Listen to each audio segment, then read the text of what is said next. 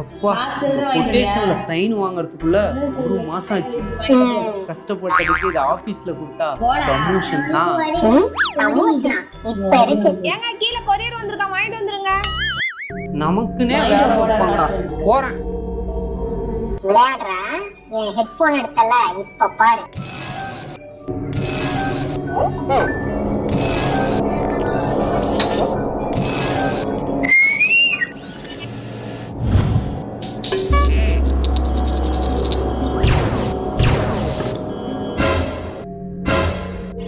இப்ப இருக்குடா பிரணேஷ் உனக்கு.